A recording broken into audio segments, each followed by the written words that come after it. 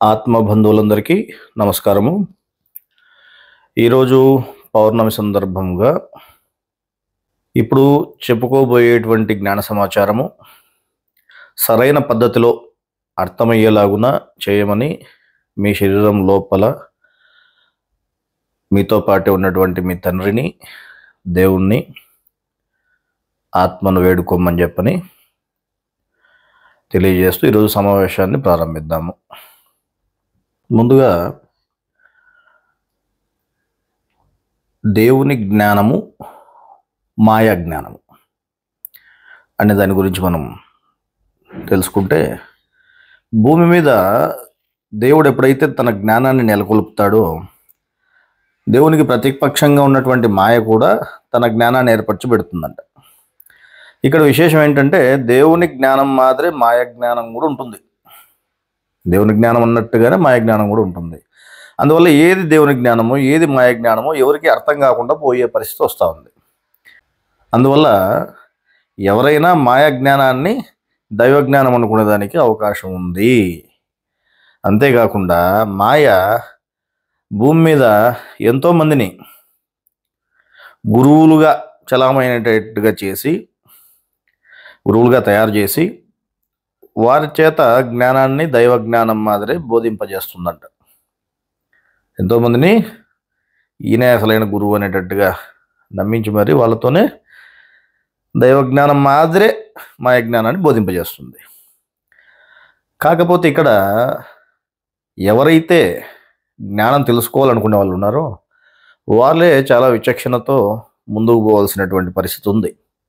అంటే ఎంతో పరిశీలన చేసి జాగ్రత్తగా ముందుకు పోవాల్సిన అవసరం ఉంది. ఎందుకంటే దైవ జ్ఞానం ఏది, మాయ జ్ఞానం ఏది అని పరిశీలించని వారందరూ, అంటే ఏది దైవ జ్ఞానము, ఏది మాయ జ్ఞానము అని పరిశీలన చేసుకోకుండా ముందుకు పోతే ఏమవుతుంది? దైవ జ్ఞానాన్ని గుర్తించలేక మాయ జ్ఞానం వైపే ఆకర్షితులవుతారంట. అంటే ఏది దైవ జ్ఞానము, ఏది మాయ జ్ఞానం అని పరిశీలన చేసుకోకపోతే ఏమవుతుంది? మాయ జ్ఞానం వైపే ఆకర్షితులవుతారు తొందరగా.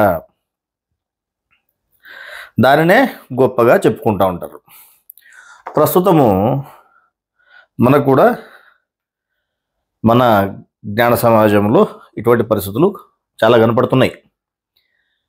ఈ మధ్య కొత్తగా కొందరు గురువులు తయారయ్యారు, రహస్య గురువులు అని తయారయ్యారు. తర్వాత మొదటేమో 4 ఆత్మలు అని చెప్తే ఎవరు వినకుండా ఉన్నారు అని చెప్పని మాట్లాడారు. ఆ వాయిస్ కూడా క్రితం మీటింగ్స్లో మీకు వినిపించినట్టు గుర్తు.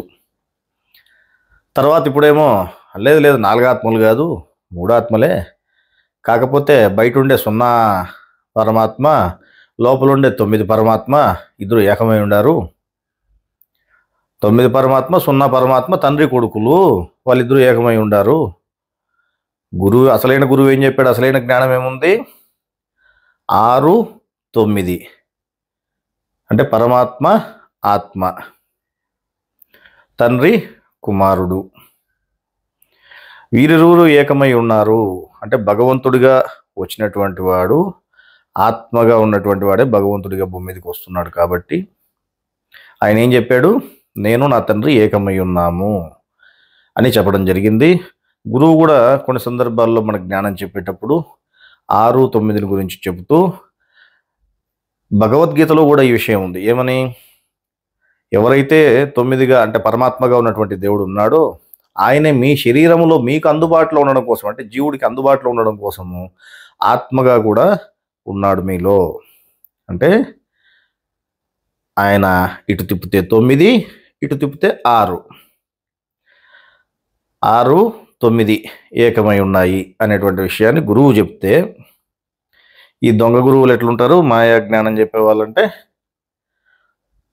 సృష్టికి పూర్వం ఉన్నటువంటి దేవుడు ఆయన ఏ విధంగానూ పోల్చి చెప్పలేము కాబట్టి ఆయనను 0గా చెప్పడం జరిగింది, శూన్యము అని చెప్పి పెద్ద ఆయన చెప్తే, ఆ 0ని తీసుకుని 0 వేరు, ఇప్పుడు ఉండే పరమాత్మ వేరు, ఈయన ఏకమై ఉండారు అని రకరకాలుగా వీళ్ళు చెప్పుకోవడం జరుగుతూ ఉంది. మొదటేమో 4 ఆత్మలు అన్నారు. ఇప్పుడు 4 కాదులే, 4 అంటే వ్యతిరేకత వస్తూ ఉందని చెప్పని మళ్ళీ దాన్ని 3కి కుదించి వాళ్ళిద్దరూ కలుసుకొని ఉన్నారు, ఒకటే ఉన్నారు, ఇంకోటి అని చెప్పి ఏవో రకరకాలుగా చెప్పుకోవడం జరుగుతుంది.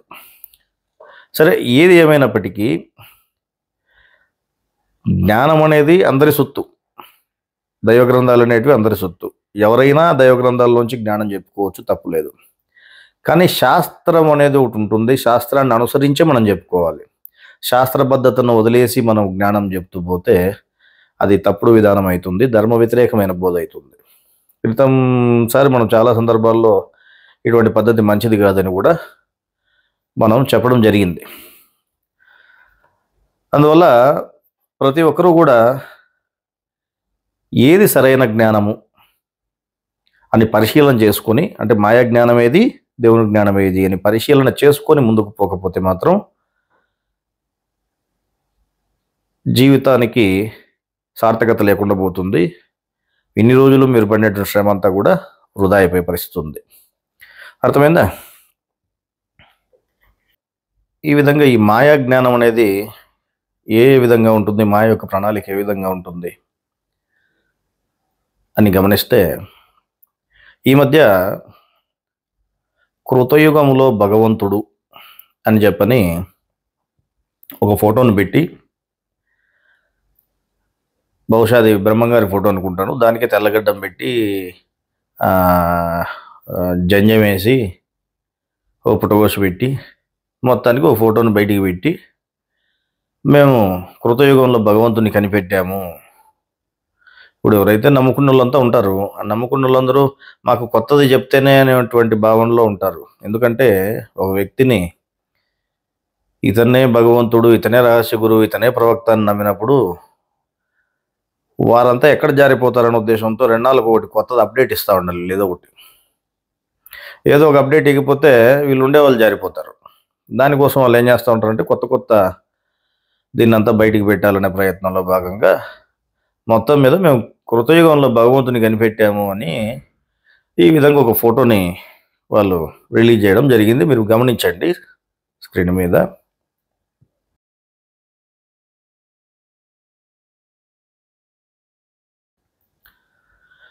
ఈ విధంగా కృతయుగంలో భగవంతుడు అని వీరు పెట్టడమే కాకుండా ఈ ఫోటో కింద ఈ పాదాల దగ్గర 3 దైవ గ్రంథాలు ఉంచడం జరిగింది. నువ్వు ఒక మనిషి ఫోటో తీసుకొచ్చి ఆయన కృతయుగంలో భగవంతుడు అని మీ ఊహలతో మీరు దాన్ని ముందరికి పెట్టడమే కాకుండా మళ్ళీ ఏం చేస్తున్నారు, దైవ గ్రంథాలు 3 తీసుకొచ్చి అక్కడ పాదాల దగ్గర పెట్టడం జరుగుతూ ఉంది. దాంతోపాటే యేసుప్రభు వారిని, తర్వాత మన గురువు గారిని, వీరి ఫోటోలు కూడా ఆయనకు పాదాల దగ్గరే చిన్న ఫోటోలు ఉంచడం జరిగింది. సో మరి ఈ విధంగా మాయ యొక్క విధానం అంతా ఉంటుంది. సరే, ఎందుకు వచ్చింది ఈ సమస్య అంతా కృతయుగంలో భగవంతుడి వరకు ఎందుకు వచ్చింది అని అంటే, స్వామివారు కాలమయ్యే ముందు, అంటే గురువుగారు కాలమయ్యే ముందు కృతయుగములో భగవంతుడు అని ఒక టైటిల్ అనౌన్స్ చేయడం జరిగింది. ఆ టైటిల్ని పట్టుకొని ఇప్పటికి చాలామందే ఈ కృతయుగంలో భగవంతుడు ఫలానా అంటే ఫలానా అని చెప్పని ఎవరికి వాళ్ళు ఊహలు ఊహించుకోవడము, కొందరు వీడియోలు చేసి బయటికి మాట్లాడడము, ఇటువంటివన్నీ చేయడం జరిగింది. వీళ్ళు ఇంకా ముందుకు పోయి ఏకంగా, ఎందుకంటే మేమే ప్రవక్తలము, మేమే గురువులము, రహస్య గురువులము అని చెప్పుకుంటున్నారు కాబట్టి వీళ్ళు ఏకంగా ఒక ఫోటోని ముందరకు పెట్టి ఈయనే అని చెప్పని ముందుకు చూపించడం జరుగుతూ ఉంది.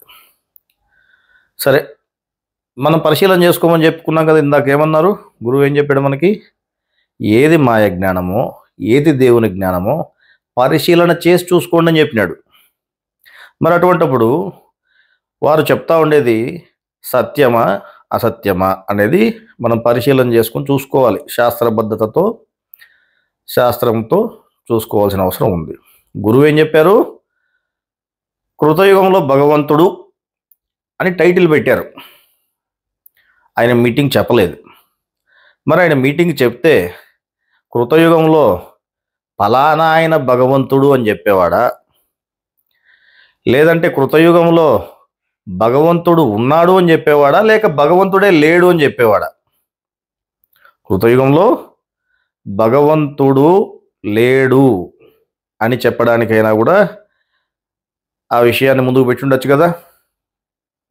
మీలో యోచన కల్పించి కృతయుగంలో భగవంతుడు అనే టైటిల్ పెట్టి మీటింగ్లో కృతయుగంలో భగవంతుడు ఉన్నాడా లేడా అనేటువంటి విషయాన్ని చెప్పేదానికోసమైనా ఆయన పెట్టి ఉండొచ్చు, ఏదైనా ఉండొచ్చు. కానీ ఆ టైటిల్ని పట్టుకుని ముందో ఊహించుకొని వీళ్ళు రకరకాలుగా ఈ విధంగా కృతయుగంలో పలానా ఆయన భగవంతుడు ఉన్నాడు, ఉండడమే కాకుండా ఈ విధంగా తెల్లగా ఫోటో వేసి పెట్టుకొని ఉన్నాడు, జంజం వేసుకొని ఉన్నాడు అని ఇట్లా ఒక ఫోటోను కూడా వీళ్ళు పెట్టడం జరిగింది. సరే, మరి మనం శాస్త్ర పద్ధతితో పరిశీలించుకోమని గురువు చెప్పాడు కాబట్టి గురువు ఆ టైటిల్ పెట్టి అందులో భగవంతుడు ఉన్నాడా లేడా అనే విషయం చెప్పనప్పటికీ మనము శాస్త్రాధారంతో పరిశీలన చేసుకుందాము. ఓకేనా? సరే, భగవంతుడు ఉన్నాడా లేడా అనే దానికంటే ముందు భగవంతుడు ఎప్పుడు వస్తాడు భూమి మీదకి అనేటువంటి విషయం కూడా మనకు ముఖ్యమే కాబట్టి దాని గురించి గురువు ఏం చెప్పారు, గ్రంథంలో ఏముందో గమనిద్దాం. దానికి గురువు ఒక ఉదాహరణ చెప్తూ,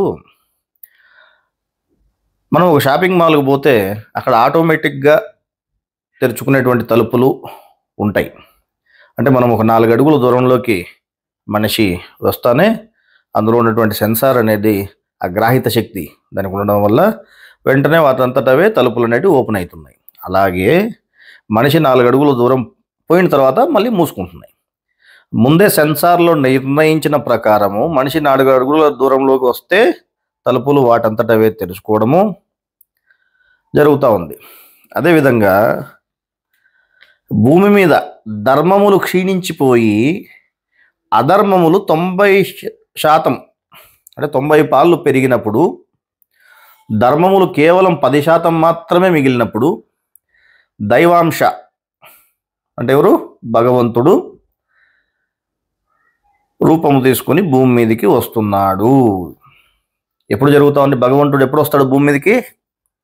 90% అధర్మాలు చెలరేగినప్పుడు, అంటే 90% అధర్మాలు మారిపోయినప్పుడు, అంటే ఫస్ట్ ధర్మాలు అనేటివి పూర్తిగా ఉండి అవి ఉన్న ధర్మాలు అనేటివి అంతరించిపోతూ ఎప్పుడైతే అవి 10% పడిపోతాయో ధర్మాలు, అధర్మాలు ఎప్పుడైతే 90% వృద్ధి చెందుతాయో అప్పుడు భగవంతుడు భూమి మీదకి వస్తున్నాడు.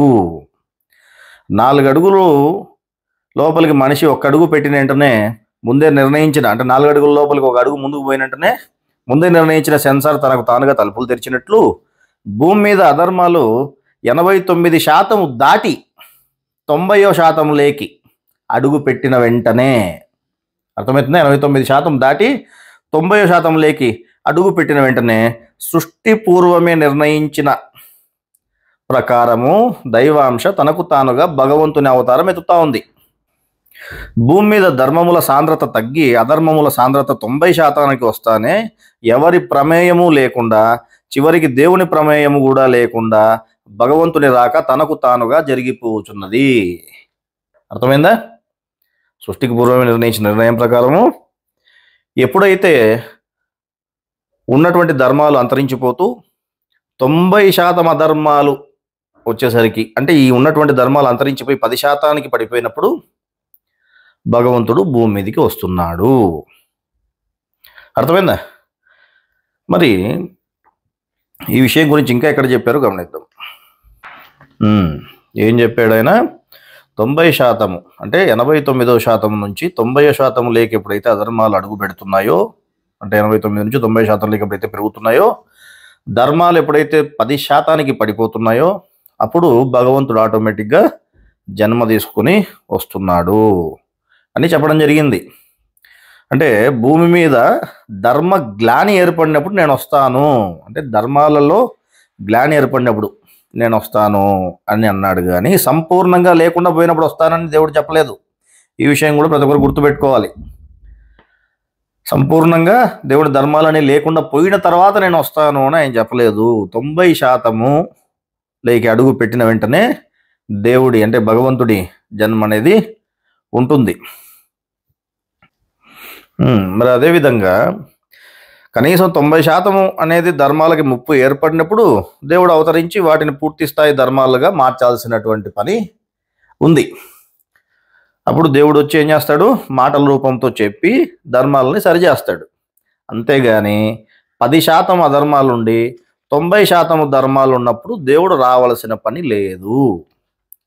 ఈ వాక్యాన్ని చాలా జాగ్రత్తగా గుర్తుపెట్టుకోండి.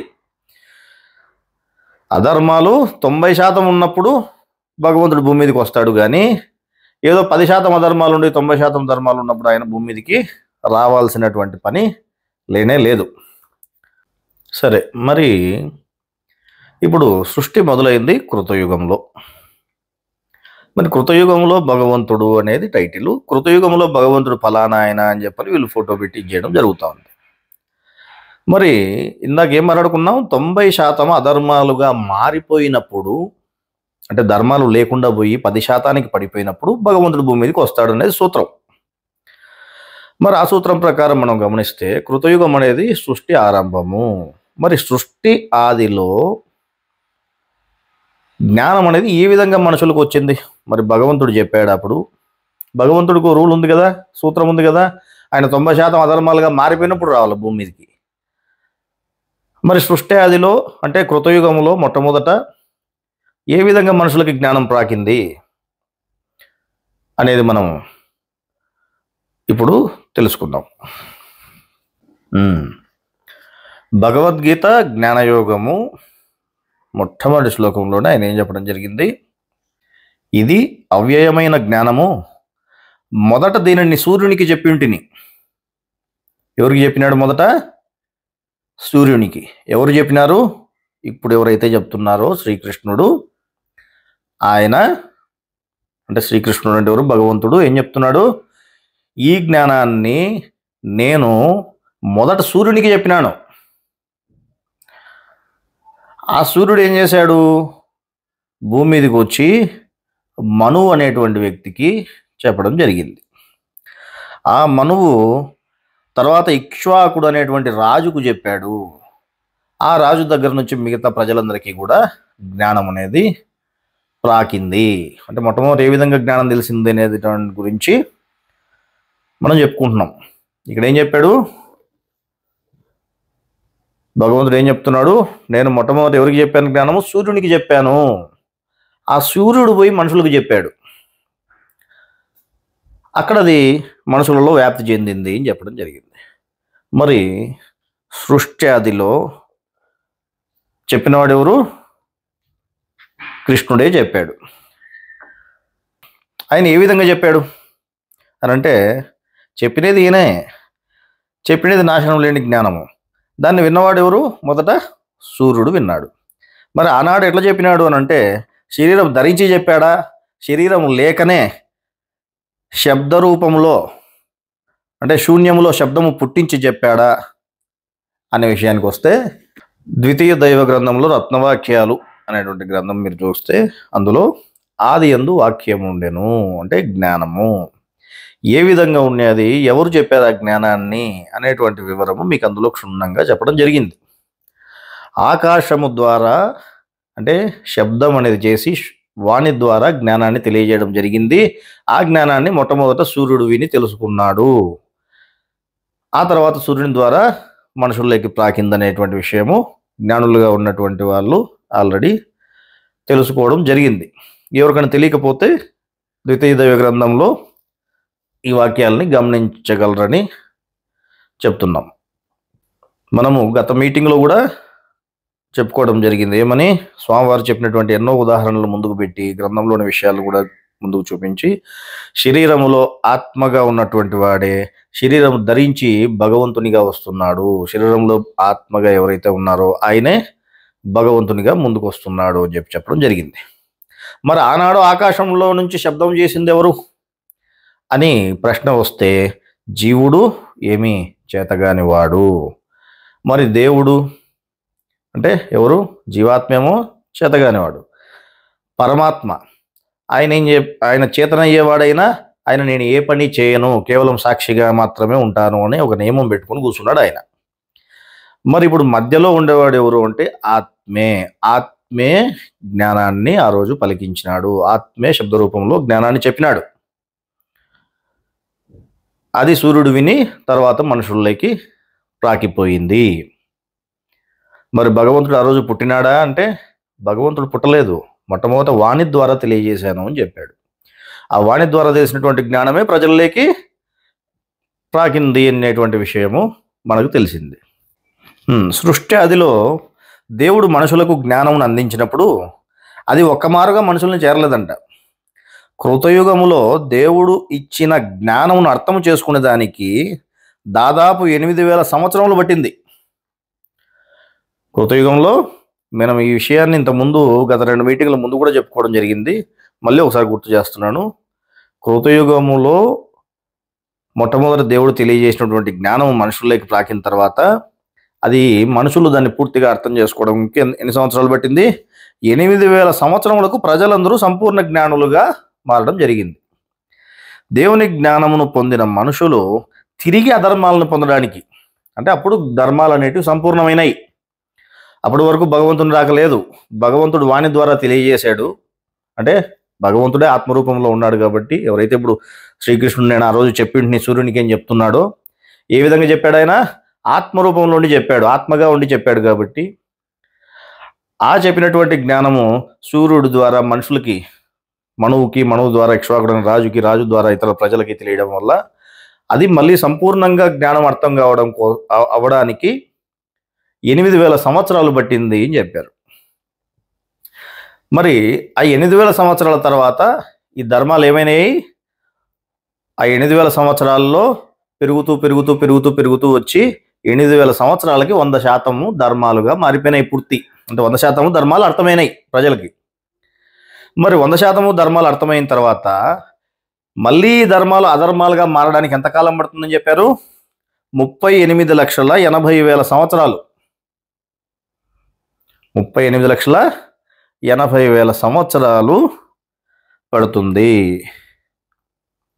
అంటే జ్ఞానులందరూ అజ్ఞానులుగా మారిపోయి అధర్మాన్ని పొందాలంటే ఏం జరుగుతుంది? 38,80,000 సంవత్సరాలు పడుతుంది అని చెప్పినారు. మరి అంతవరకు భగవంతుడు ఇందాక ఏం చెప్పుకున్నాము సూత్రము? ఆయన 90% అధర్మాలు మారిపోయేంత వరకు, అంటే 90% అధర్మాలు పెరిగేంత వరకు ఆయన భూమి మీదకి రాడు, భగవంతునిగా జన్మ తీసుకోడు.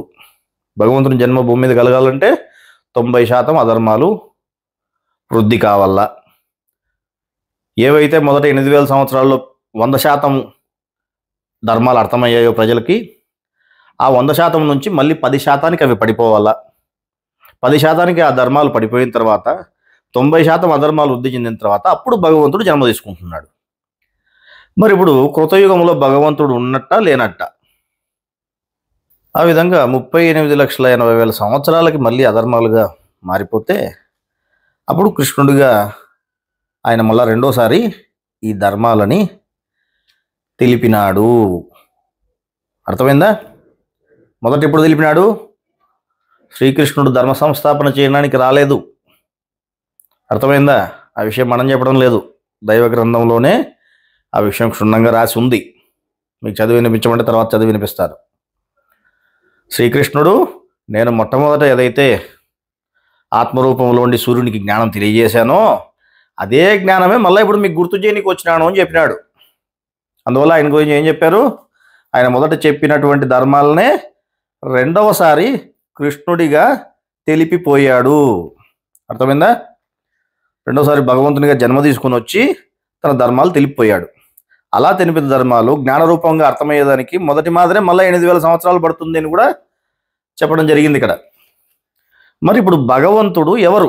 మొట్టమొదట భగవంతుడు కృతయుగంలో పలానా పుట్టకోసి పెట్టుకున్నాయన అని చెప్పని ఎవరినో ఫోటో తీసుకొచ్చి చూపిస్తున్నారు. మరి మొట్టమొదటి భగవంతుడు ఎవరు? ఇప్పుడు ఆ విషయం గురించి మనం పరిశీలన చేసుకుందాం. మరి ఇప్పుడు మొట్టమొదట భగవంతుడు ఎప్పుడు భూమి మీద పుట్టాడు? మొట్టమొదటి భగవంతుడు ఎవరు? వీళ్ళు చెప్పినట్టుగా ఆ ఫోటోలో పెట్టిన వ్యక్తే, లేదా ఇంకా వేరే ఎవరన్నా ఉన్నారా? ఏది నిజమైన జ్ఞానము, ఏది మాయ జ్ఞానము అనేది మనం పరిశీలన చేసుకోమని గురువు చెప్పాడు. కాబట్టి అందులో భాగంగా మనం గమనిస్తే మనము ఇప్పటి వరకు భగవంతుడు అని స్వామివారు అంటే గురువు చెప్పినటువంటి వివరమును మనం గమనిస్తే ఒకసారి స్క్రీన్ మీద చూడండి.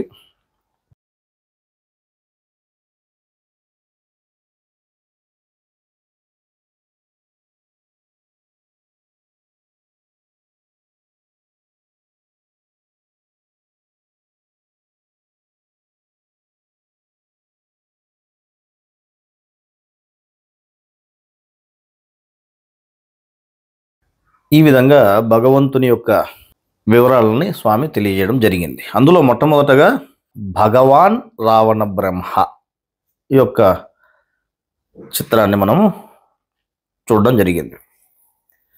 మరి మీరు బాగా గమనించండి,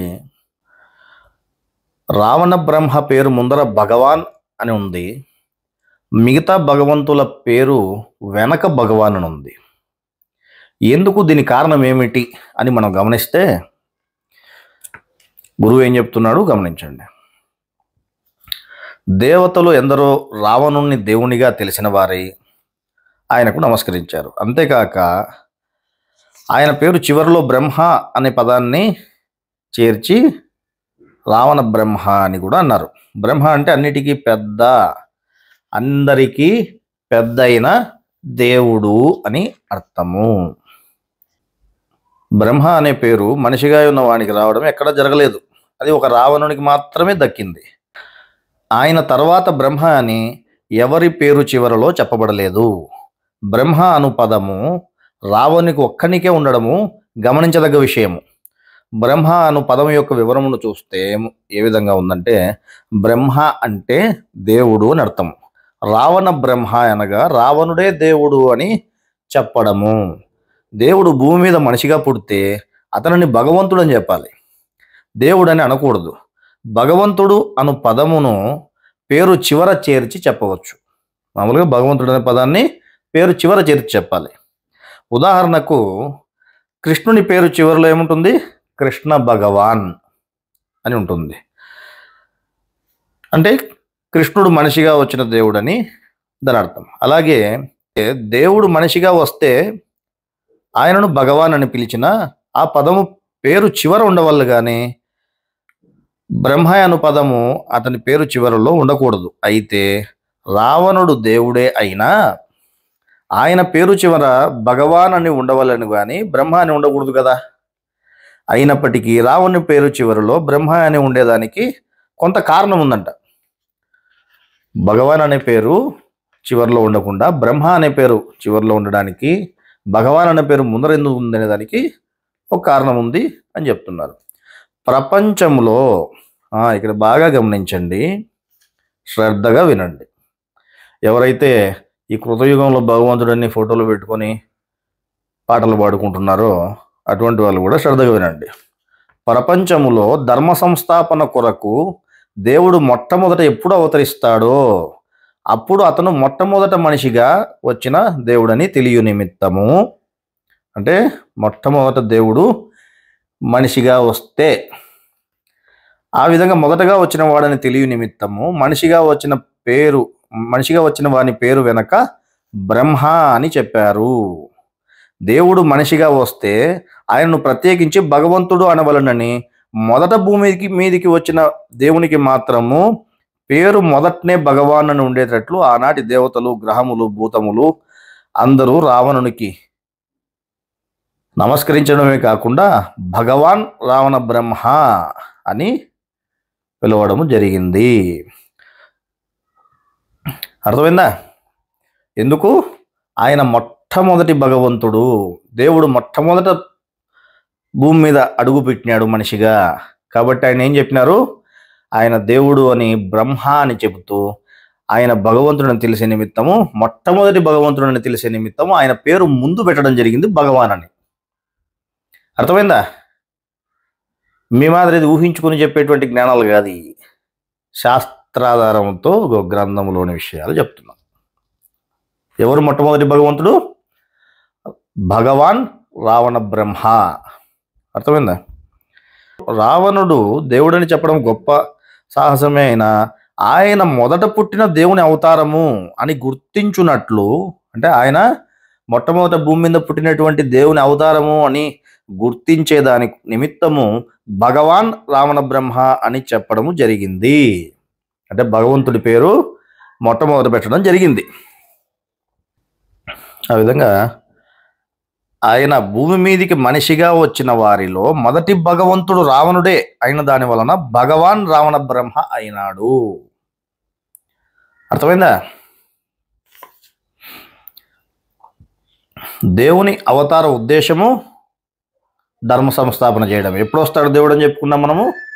89% దాటి 90% అధర్మాలు అడుగుపెట్టిన వెంటనే, అంటే కృతయుగంలో పూర్తిగా ధర్మాలు 8,000 సంవత్సరాలకి అర్థమైన తర్వాత అవి తిరిగి అధర్మాలుగా 38,80,000 సంవత్సరాలకి అధర్మాలుగా మారతాయని చెప్పుకున్నాం కూడా. ఆ క్రమంలో ఎప్పుడైతే ఇవి 90% అధర్మాలు పెరుగుతున్నాయో, ధర్మాలు 10% పడిపోతున్నాయో, అప్పుడు మొట్టమొదటి భగవంతుని అవతారము ఉంటుంది.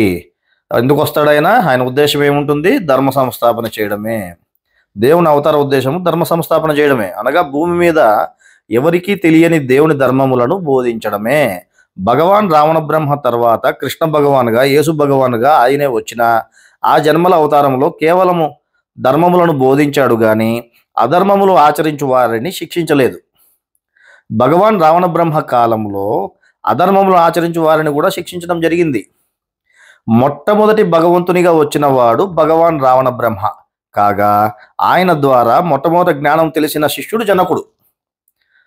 జనకుడు రాజుగా ఉండి భగవాన్ రావణ బ్రహ్మ వద్ద ధర్మములు తెలిసి ఎల్లప్పుడూ ఆచరించబడు కర్మయోగాన్ని ఆచరించి ఆయన మోక్షమును పొందాడు.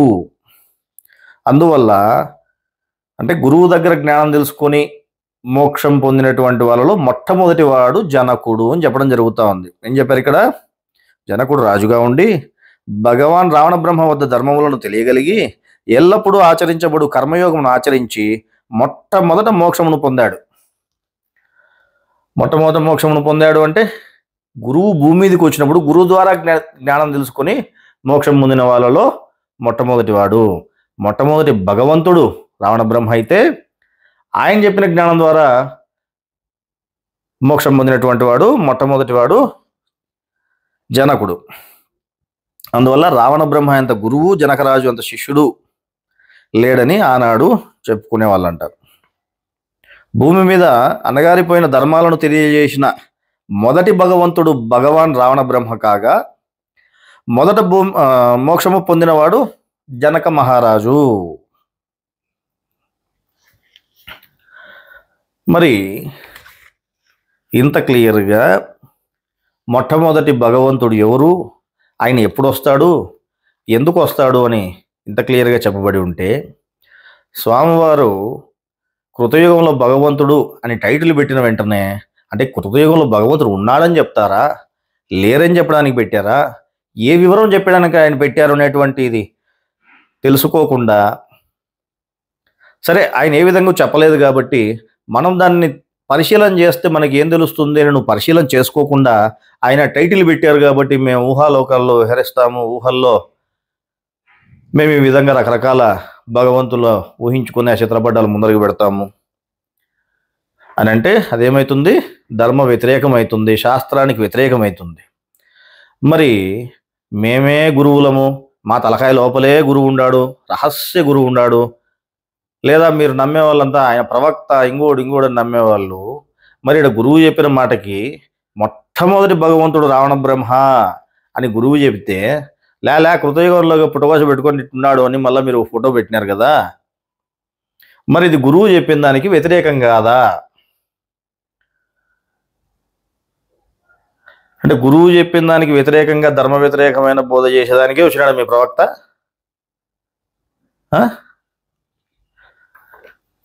మరి ఆ విధంగా ఇంకా ఏమంటున్నారు వీళ్ళు అంటే మాయాజ్ఞానం ఏ విధంగా ఉంటుందో గమనించండి బాగా. తండ్రి శరీరంలో ఆత్మ కార్యకర్త మాత్రమే, ఆయన మనకు తండ్రి కాదు. పరమాత్మ మనకు తండ్రి. ఆయన 7వ కేంద్రంలో లోపల ఉన్నాడు ఒకసాట. ఆయనే మనకు తండ్రి. శరీరం అంతా వ్యాపించి ఉండి ఈ పనులన్నీ చేసేవాడు, కదలికలు ఇచ్చేవాడు, చిత్రశక్తిగా ఉండేవాడు తండ్రి కాదు అని మీరు చెప్తున్నారే. మరి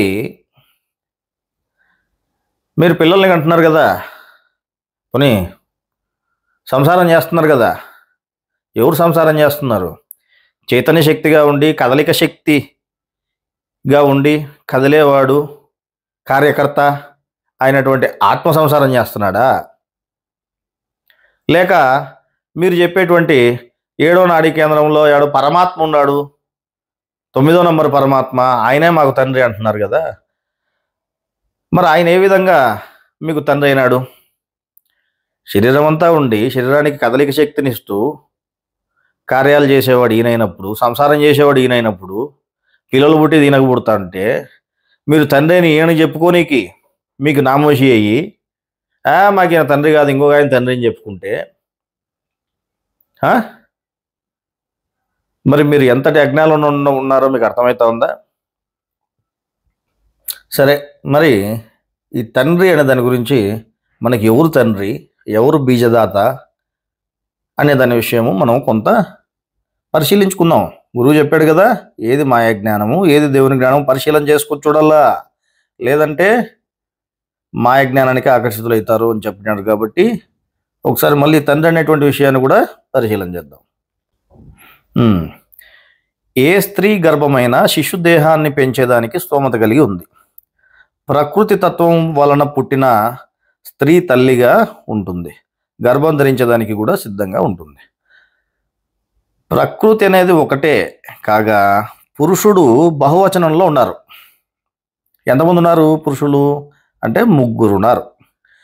2 పురుషులైతే ఒకడు పురుషోత్తముడు, అంటే ఈ 2 పురుషుల కంటే ఉత్తమంగా ఉండేవాడు పరమాత్మ. ఆత్మ జీవాత్మ అనే వాళ్ళు 2 పురుషులైతే ఈ 2 కంటే ఉత్తమంగా ఉండేవాడు కాబట్టి ఆయన పురుషోత్తముడు అని చెప్పడం జరిగింది. ఆయన్నే పరమాత్మ అని చెప్పారు.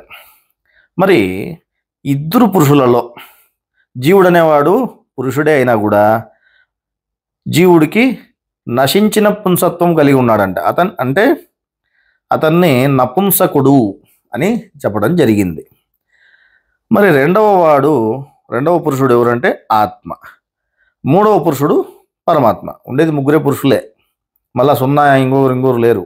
మొట్టమొదట 0గా ఉన్నాడు, ఆయనే 3 పురుషులుగా విభజింపబడి ఉన్నాడు. ఇప్పుడు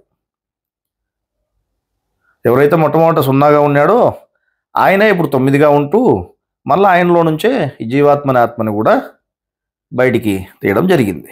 ఆ విధంగా 3 పురుషులుగా దేవుడు ఉన్నాడు. సరే, ఇక్కడ ఏం చెప్పుకున్నాము? జీవుడేమో నపుంసత్వం కలిగినటువంటి వాడు, మరి 2వ పురుషుడు ఆత్మ, 3వ పురుషుడు పరమాత్మ.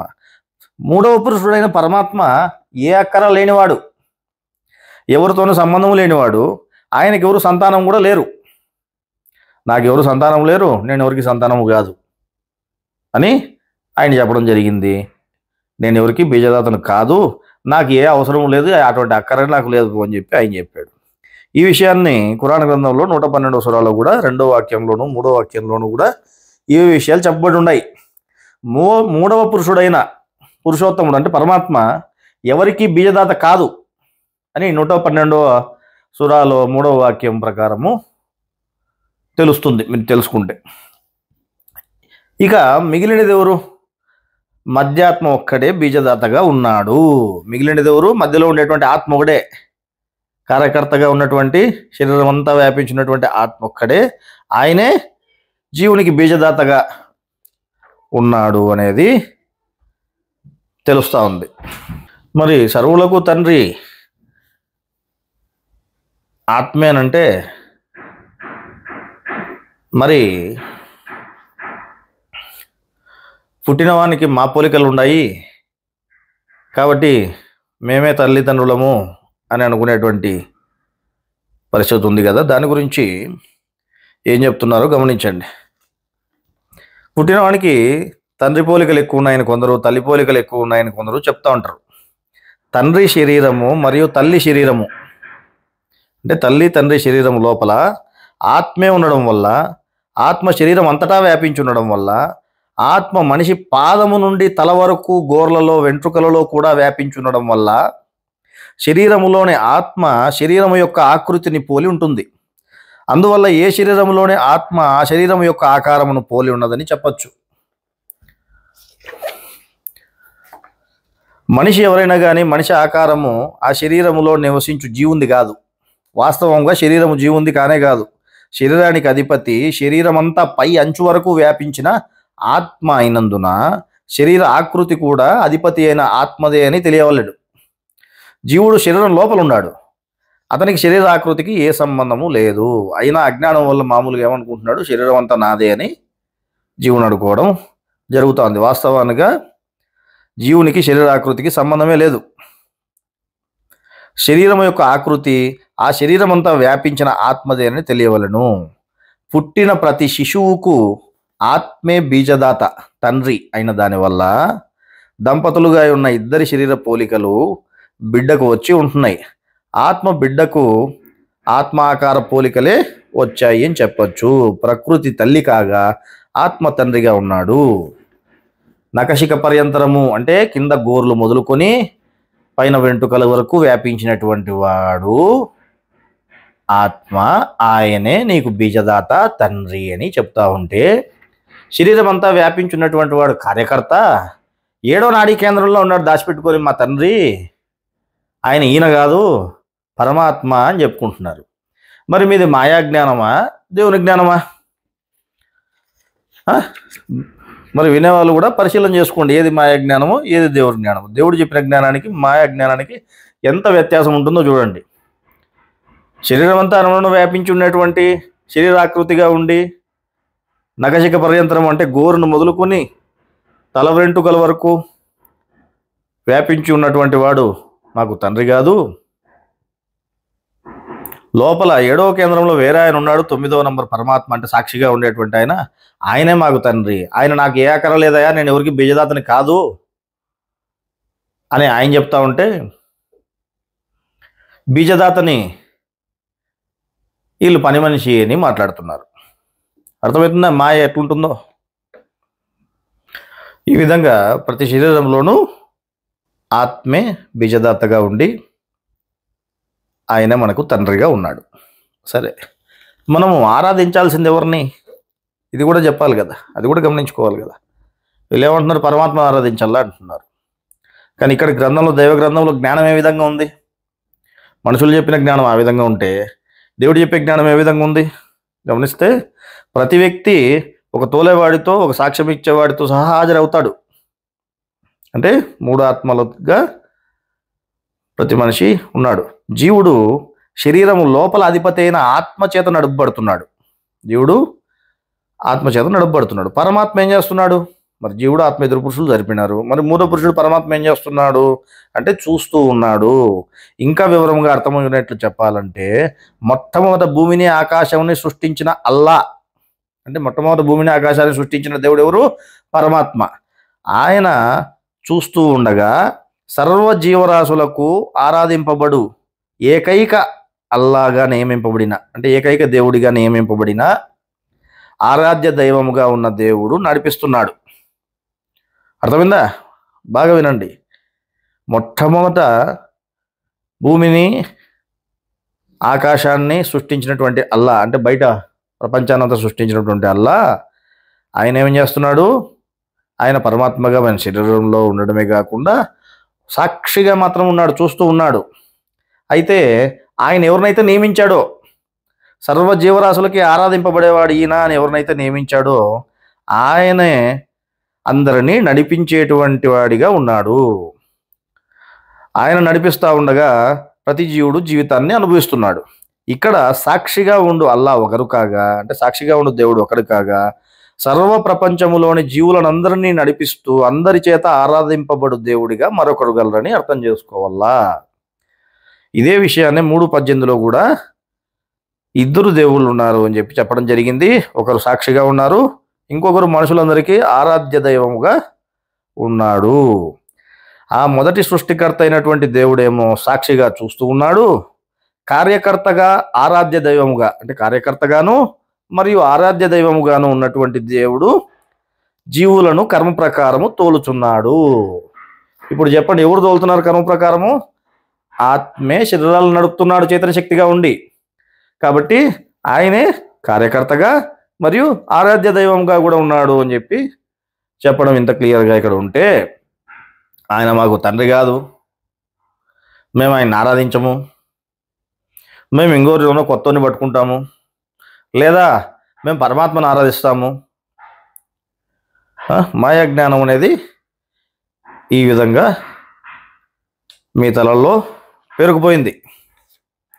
గమనించుకోండి, దైవ గ్రంథాలలో ఉన్నటువంటి జ్ఞానాన్ని విస్మరించి మాకెవడో మనిషి చెప్పాడు, ఈడే పలానోడు, ఈడే ప్రవక్త, ఈడే గురువు, ఈ రహస్య గురువు, ఇంకోటి అనుకుని మీరు ఎంత మాయలో పడినారో వెనుదిరిగి చూసుకోండి. ఇంకా ఏం చెప్పారు ఆత్మను గురించి? 6:102లో ఆయనే దేవుడు మీ ప్రభువు, ఆయన తప్ప మరొకరెవరు ఆరాధ్యులు కారు. సమస్త వస్తువులను సృష్టించినాడు. ఏ వస్తువులని? శరీరంలో అవయవాలన్నింటినీ, సమస్త అవయవాలని అన్నింటినీ, మొత్తం శరీరాన్ని అంతా సృష్టించినటువంటి వాడు ఆయనే. కాబట్టి మీరు ఆయన్నే ఆరాధించండి. మీ శరీరాన్ని తయారు చేసినాడు ఆయన, కూడా ఆయన్నే ఆరాధించండి. మీరు అన్ని విషయాల కార్యసాధకుడు కూడా ఆయనే, అన్ని పనులు చేయు కార్యకర్త కూడా ఆయనే, అన్ని పనులు చేసే కార్యకర్త కూడా ఆయనే. కాబట్టి మీరు ఆయన్నే ఆరాధించండి. మరి ఇక్కడ కార్యకర్తను ఆరాధించమని ఎందుకు చెప్తున్నారు? మాకు కార్యకర్తతో పని లేదు అని మీరంటే అది తప్పవుతుందా ఒప్పవుతుందా? ఇదే విషయమే భగవంతుడు కూడా చెప్తున్నాడు. ఆరాధ్య దైవం ఒక్కడే అనే మాటకి భంగం అనేది కలగకూడదు. కాబట్టి దేవుని అవతారముగా ఫలానా వారు ఉన్నారు అని తెలిస్తే, అంటే భగవంతుడు భూమి మీద ఉన్నాడు ఫలానా అని తెలిస్తే ఆయన ఆరాధించడానికి అవకాశం ఉంటుంది. అందువల్ల అది సరైన పద్ధతి కాదు. అంటే ఆత్మనే నువ్వు ఆరాధించాలి. కాబట్టి ఆ విధంగా కాకుండా నువ్వు భగవంతుడు అని ఆయన తెలిస్తే ఆయన ఆరాధించేటువంటి పరిస్థితి వస్తుంది. కాబట్టి అది సరైన పద్ధతి కాదు. ఆరాధ్య దైవము ఆత్మ ఒక్కడే అయినందున ఆ మాటకు భంగము కలగకూడదు. అంటే భగవంతుని అవతారంగా వచ్చిన వారు కానీ, చెప్పబడిన గ్రంథములు కానీ ఫలానా అని తెలియకూడదు. అంటే భగవంతుడిగా వచ్చినటువంటి వాడు ఆయన ఎప్పుడు కూడా ఫలానా అని తెలియబడకుండా నియమం పెట్టుకుంటాడు. దేనికోసము? ఈ మాటకి భంగం ఏర్పడకూడదు, ఆరాధ్య దైవం ఒక్కడే అనేటువంటి మాటకి. అందువల్ల భగవంతుడు ఎప్పుడు వచ్చినా ఆయన ఎవరనేది తెలియకుండా పోతుంది. కృష్ణుడు భగవద్గీతలో చెప్పినట్లు దేవుడు ధర్మ సంస్థాపన కోసం ఏ యుగంలో అయినా సరే, అంటే ఎప్పుడు అధర్మాలుగా మారిపోయినా నేను వస్తానని చెప్పినాడు. వచ్చి అధర్మాలను లేకుండా చేసి ధర్మాలను స్థాపితం చేస్తానని చెప్పడం జరిగింది. ఆ విధంగా దేవుడు యేసు రూపంలో వచ్చాడని తెలుస్తూ ఉంది. దేవుడు మనిషి ఆకారంలో యేసుగా వచ్చిన ఆయన ఎవరి చేత పూజింపబడలేదు. బాగా గుర్తుపెట్టుకోండి. ఎందుకు? ఇందాక కూడా చెప్పుకున్నాం కదా, భగవంతుడు ఎప్పుడు వచ్చినా తెలియకుండానే ఉంటాడు. ఎందుకు ఆయన పూజింపబడలేదు అంటే ఆరాధింపదగిన దేవుడు ఒక్కడే. అదే విషయమునే వాక్యంలో అల్లా తప్ప ఆరాధనకు ఎవరు అర్హులు కారు, అంటే ఎవరు? ఆత్మ తప్ప ఆరాధనకు అర్హులు ఎవరు కారు అని చెప్పారు. శరీరములో చైతన్యముగా ఉన్న ఆత్మ తప్ప, బాగా వినండి, శరీరంలో చైతన్యముగా ఉన్న ఆత్మ తప్ప సాకారముగా కనిపించే వారు ఎవరు ఆరాధనకు అర్హులు కారు అని చెప్పారు. అందువలన స్వయముగా దేవుడే మనిషిగా వచ్చిన తాను ఎవరైనది తెలియటకు అవకాశం లేకుండా చేస్తున్నాడు. అర్థమైందా? మరి ఎందుకు భగవంతుని ఎవరు కనుక్కోలేకపోతున్నారు అని అంటే, ఆయన కనుక్కోకుండా ఎందుకు చేస్తున్నాడు అంటే దానికి కారణం ఇది. ఈ కారణం చేత కృష్ణుడిగా వచ్చినప్పుడు కానీ, యేసుగా వచ్చినప్పుడు కానీ సాధారణ మనుషులకు తాను ఎవరైనది ఏమాత్రము తెలియకుండా చేశాడు.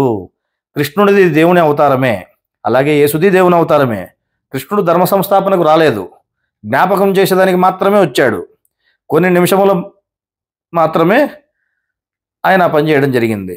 యేసు ధర్మ సంస్థాపన చేయడానికి వచ్చాడు. అర్థమైందా? మరి భగవంతుడు ఎప్పుడు వచ్చిన ఆయన ఎందుకు తెలియబడకుండా ఉంటాడు అంటే, ఆరాధింపదగినటువంటి వాడు శరీరంలో చైతన్యముగా ఉన్నటువంటి ఆత్మ ఒక్కడే. కాబట్టి మీరు ఆయన్నే ఆరాధించాలా, మీ దృష్టి అంతా ఆయన మీదకే ఉండాలా. భగవంతుడిగా ఆయన వచ్చినప్పుడు చెప్పేటువంటి జ్ఞానం అంతా కూడా శరీరం లోపల మీకు చైతన్యముగా ఉండి, కార్యకర్తగా మీకు ఉండి, ఆరాధ్య దైవముగా మీకు ఉన్నటువంటి ఈ ఆత్మను గురించే భగవంతుడు కూడా చెప్తున్నాడు. అందువల్ల ఆరాధ్య దైవం ఈయన ఒక్కడే కాబట్టి ఆ మాటకు భంగం కలగకుండా ఉండడం కోసము భగవంతుడు ఎప్పుడు కూడా తెలియబడకుండానే ఉంటాడు. అర్థమైందా? మరి దేవుడి జ్ఞానం ఈ విధంగా ఉంటే వీళ్ళకి మాయ పనిచేసి మాయా జ్ఞానం అనేది ఏ విధంగా ఉంది? ఇగో లాస్ట్కి 4 ఆత్మలు అయిపోయినాయి. మళ్ళా 6, 9 ఏకమై ఉండారు అని ఆయన చెప్తే 9, 0 ఏకమై ఉండారని అదని ఇంకో రకంగా మలిసి చెప్పడం అయిపోయింది. ఇక మళ్ళీ కొత్త అప్డేట్ కావాలి కాబట్టి కొత్తగా భగవంతుని కూడా పట్టుకొచ్చి ముందర పెట్టడం జరిగింది. ఇంకా ఎన్నెన్ని ఇవి చేస్తారో వీళ్ళు ముందుకి గమనిస్తూ ఉండండి. మాయా విధానం ఎట్లుంటుందో మీకు తెలుస్తూ ఉంటుంది. మరి ఎందుకు ఈ విధంగా తయారయ్యారు? మరి దేవుడు ఇంతటి జ్ఞానం చెప్పాడు కదా, ఇన్ని గ్రంథాలు ఇచ్చారు కదా, మరి వీళ్ళు గ్రంథాలు చదవలేదా అంటే గ్రంథాలు చదివినటువంటి వాళ్ళే, మరి చదివి ఎందుకు ఇట్లా తయారయ్యారు అని అంటే ఇటువంటి వాళ్ళతో తయారవుతారని దేవునికి తెలియదా అంటే దేవుడికి తెలుసు. అదే విషయమే గ్రంథంలో కూడా ఆయన చెప్తున్నారు. ఏం చెప్పారు? గ్రంథవాహులలోని ఒక వర్గము మిమ్మలను పెడత్రోవ పట్టించాలని చూస్తుంది. గ్రంథవాహులే వాళ్ళు కూడా, అంటే గ్రంథాలు చదివిన వాళ్ళే, వేరే వాళ్ళు కాదు. మేము చదివాం, 10 సార్లు చదివాం గ్రంథాలన్నీ, 100 సార్లు చదివాం గ్రంథాలన్నీ అంటూ ఉంటారు. గ్రంథవాహులలోని ఒక వర్గం మిమ్మలను పెడత్రోవ పట్టించాలని చూస్తుంది. నిజానికి వారు తమను తాము పెడత్రోవలో పడేసుకుంటున్నారు. వారు తప్పుదారిలో పోతున్నారు. వాస్తవానికి వారే తప్పుదారి పట్టుచున్నారని గ్రహించలేకపోతున్నారు. అర్థమైందా? మరి ఇంకో వాక్యం కూడా ఏం చెప్పారు? ఓ గ్రంథవాహులారా, మీరు అల్లా ఆయతులకు సాక్షిగా ఉండి కూడా వాటిని ఎందుకు తిరస్కరించుచున్నారు? అంటే మీరు గ్రంథాలు చదివి దాన్ని ఎందుకు సరైన విధానంలో అర్థం చేసుకోలేకపోతున్నారు? ఇంకో వాక్యం ఏం చెప్పారు? గ్రంథము గల ఓ ప్రజలారా, తెలిసి కూడా సత్యానికి అసత్య రంగు పులిమి చెప్పిన దానిని ఎందుకు అనుమానాస్పదం చేస్తున్నారు? ఉద్దేశ్యపూర్వకముగా సత్యాన్ని ఎందుకు కప్పిస్తున్నారు? మరి ఉద్దేశపూర్వకంగా మీరు సత్యాన్ని కప్పిపుచ్చినట్టు కాదా? మరి రావణ బ్రహ్మ మొట్టమొదటి భగవంతుడు, అందుకే ఆయన గుర్తు కోసమే భగవాన్ అనే పేరు మొట్టమొదటి ఉంచడం జరిగింది అని అంత క్షుణ్ణంగా గురువు చెప్తే ఆ సత్యాన్ని మీరు కప్పిపుచ్చి పుట్టగోస పెట్టి ఫోటోని ముందర పెట్టి ఈయనే భగవంతుడు కృతయుగంలో అని మీరు చెప్తున్నారంటే మీరు సత్యాన్ని కప్పిపుచ్చడం కాదా ఇది? ఉద్దేశపూర్వకంగా చేసినట్టు కాదు ఈ పని. మరి ఇటువంటి వాళ్ళంతా మీలాంటి వాళ్ళు ఉంటారనే ఒక వర్గం వాళ్ళు ఇట్లా తయారవుతారు, మిమ్మల్ని పెడతో పట్టించడానికి రెడీగా ఉంటారు అని గురువు ఎప్పుడో చెప్పడం జరిగింది. అందువల్ల జాగ్రత్తగా ఉండాల్సింది ఎవరు? వినేటువంటి వాళ్ళే చాలా జాగ్రత్తగా ఏది మాయా జ్ఞానము, ఏది దేవుని జ్ఞానము అని పరిశీలన చేసుకోవాల్సిన అవసరం ఉంది. మరి ఇప్పుడు చెప్పండి, కృతయుగంలో భగవంతుడు ఉన్నాడా? మరి మొట్టమొదటి భగవంతుడు రావణ బ్రహ్మ అయితే మరి కృతయుగంలో భగవంతుడు యాటి నుంచి వచ్చినాడు? మరి కృతయుగంలో ఫలానావాడు భగవంతుడు అని మీరు చెప్తే ఇక్కడ గురువు చెప్పినటువంటి దానికి అంటే గురువు చెప్పింది అసత్యం కాదా? అంటే గురువు చెప్పింది అసత్యము, మీరు చెప్తే సత్యమా? మనుషులు చెప్పింది సత్యం అని నమ్మాలా, గురువు చెప్పింది సత్యం అని నమ్మాలా? మరి ఈ విధంగా మాయా జ్ఞానం తలకెక్కి మనుషులను పట్టుకొని సాష్టాంగ నమస్కారాలు అని చెప్తున్నారు. ఈయనే భగవంతుడు అంటున్నారు, ఈయనలోనే భగవంతుడు ఉన్నారంటున్నారు, ఈయనే భగవంతుడు అని కూడా మాట్లాడుతున్నారు. మరి ఆ విధంగా మనిషిగా మొన్నటి వరకు మనిషిగా ఉండేవాడు మధ్యలో భగవంతుడిగా మారేదానికి అవకాశం ఉందా? అట్లా ఎవడన్నా భగవంతుడు అవుతాడా? సరే, దాని గురించి ఏం చెప్పారు చూద్దాం దైవ గ్రంథంలో. భూమి మీద దైవధర్మాలను తెలిపేదానికి వచ్చేటువంటి వారిని మనం ఏమంటున్నాము? భగవంతుడు అంటున్నాము. కాబట్టి మిగతా మనుషులు ఎవరు భగవంతులు కారు అని తెలుస్తూ ఉంది. భూమి మీదకి భగవంతుడు కొన్ని వేల సంవత్సరాలకు, లక్షల సంవత్సరాలకు ఒకసారి వస్తాడు. అలా వచ్చిన వాడు మనిషిగా కనిపించినా అతను మనిషి కాదు. భగవంతుడు ఎప్పటికీ మనిషి కాదు, అలాగే మనిషి ఎప్పటికీ భగవంతుడు కాడు. భగవంతుడు పుట్టినప్పుడు భగవంతుడు తన జీవితంలో మనిషిగా మారేదానికి వీలు లేదు. అలాగే మనిషి పుట్టిన తర్వాత తన జీవితంలో భగవంతునిగా మారేదానికి వీలు లేదు. అర్థమైందా? దీనిని బట్టి గమనిస్తే ఇక్కడ ఒక ముఖ్య సూత్రం ఉంటుంది. దేవుని జ్ఞానంలో సూత్రాలు చాలా జాగ్రత్తగా గుర్తుపెట్టుకోవాలి, లేకపోతే ఈ విధంగా మాయా జ్ఞానంలో ఇరుక్కుపోతారు. ఏంటో సూత్రము? భూమి మీద భగవంతుడు మనిషి భగవంతునిగా మారడు అనేది సూత్రం. భూమి మీద ఎప్పుడు కూడా భగవంతుడు మనిషిగా కానీ మనిషి భగవంతునిగా కానీ మారడు అన్నది సూత్రము అని తెలియాలి. దేవుడు భగవంతునిగా రావచ్చు, అంటే దేవుడు భగవంతునిగా మారచ్చు, కానీ మనిషి భగవంతునిగా ఎప్పటికీ మారలేడు. అర్థమవుతుందా? ఈ సూత్రాన్ని మర్చిపోతే ఎట్లా మీరు? ఇంకా చూస్తే దేవుడు తన ప్రకృతితో ప్రత్యేకమైన శరీరాన్ని తయారు చేసుకుని తన మాయతో గుణములను వాటికి అనుసంధానమైన కర్మను కూడా ఆయన తయారు చేసుకుని మనిషి వలె పుట్టి మనుషులలో ప్రత్యేక మనిషి అయి భగవంతునిగా ధర్మాలను పునరుద్ధరించి తిరిగి ఎక్కడి నుంచి వచ్చాడో అక్కడికే పోతున్నాడు. ఏమవుతున్నాడు భగవంతుడు ఏమవుతున్నాడు? భగవంతుడు మళ్ళీ ఎక్కడికి పోతున్నాడు? వేరే మనుషులే తలకాయలకు పోతున్నాడా? రహస్య గురువుగా పోయి ఆడ దాచిపెట్టుకుంటున్నాడా? ఏం జరుగుతూ ఉంది గమనించండి బాగా. మనిషి వలె పుట్టి మనుషులలో ప్రత్యేక మనిషి అయి భగవంతునిగా ధర్మాలను పునరుద్ధరించి తిరిగి ఎక్కడి నుండి వచ్చాడో అక్కడికే పోతున్నాడు. దీనిని బట్టి దేవుడు భగవంతునిగా పుట్టి మనిషిగా జీవించాడని చెప్పొచ్చు. అందువలన దేవుడు మనిషి కాడు. మనిషిగా ఆయన జీవించాడు అంతవరకే, కానీ దేవుడు మనిషి కాడు. అలాగే భగవంతుడు మనిషిగా మరణించి, అంటే మనిషిగా కనిపించి ఆయన ఏం చేస్తున్నాడు? మరణిస్తున్నాడు. మరి మరణించి ఏమవుతున్నాడు? మీరు అనుకుంటున్నట్టుగా పలానా మా జలంధర్లో ఉన్నాడు, లేకపోతే పలానా మా ప్రవక్తలో ఉన్నాడు అని మీరు అనుకుంటున్నట్టుగా జరుగుతూ ఉందా? ఏం చెప్తున్నారు ఇక్కడ? భగవంతుడు పుట్టి మనిషిగా జీవించాడని చెప్పొచ్చు. అందువలన దేవుడు మనిషి కాడు.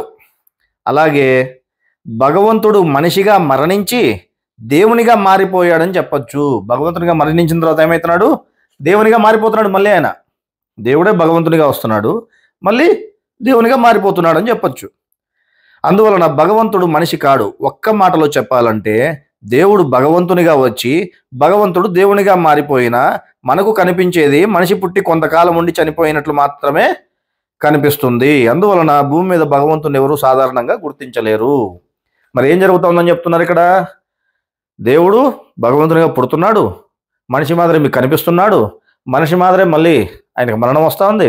మరణం వచ్చిన తర్వాత ఏమవుతున్నాడు అంటే మీరు అనుకుంటున్నట్టుగా ఆయన సూక్ష్మంగా ఉండి ఇంగోరులో ఉన్నాడు అనుకోవడం కాదు, ఆయన మళ్ళీ దేవునిగా మారిపోతున్నాడు అని ఇంత క్లియర్గా దైవ గ్రంథంలో చెప్తా ఉంటే మీరేమో మా తలకాయలు ఉన్నాడు, ఈయన తలకాయలు ఉన్నాడు, ఆయన తలకాయలు ఉన్నాడు అని మీరు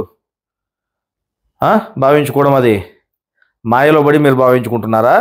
లేక మీకు ఆయన చెప్పిన గురువు చెప్పిన జ్ఞానం మీకు అర్థం కాలేదా? మరి ఈ విధంగా మాయా ప్రభావంలో చిక్కుకొని ఈ విధంగా రకరకాలుగా మనుషుల్లో భావాలు వస్తున్నాయి.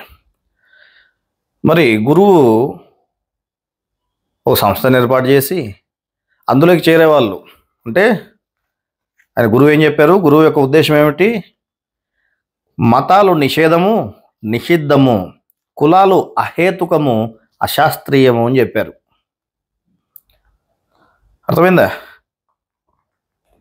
అదేవిధంగా 3 దైవ గ్రంథాలు ఒకే దైవ గ్రంథమే అని కూడా చెప్పడం జరిగింది.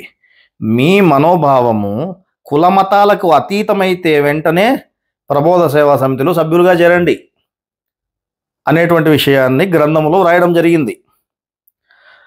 ఆ విధంగా మిమ్మలను జ్ఞానులుగా చేయాలని కోరుతున్నాను. ఎవరు కోరుతున్నారు మిమ్మల్ని జ్ఞానులుగా చేయాలని? త్రిమత ఏకైక గురువు ప్రబోధానంద యోగీశ్వరుల వారు, శ్రీ శ్రీ శ్రీ ప్రబోధానంద యోగీశ్వరుల వారు. మరి గురువు ఆ విధంగా మిమ్మల్ని కోరుకోవడం జరిగింది, మిమ్మల్ని జ్ఞానులుగా తీర్చిదిద్దాలని. మీరు కులమతాలకి అతీతమైతే మా దీంట్లో చేరండి అని చెప్పడం జరిగింది.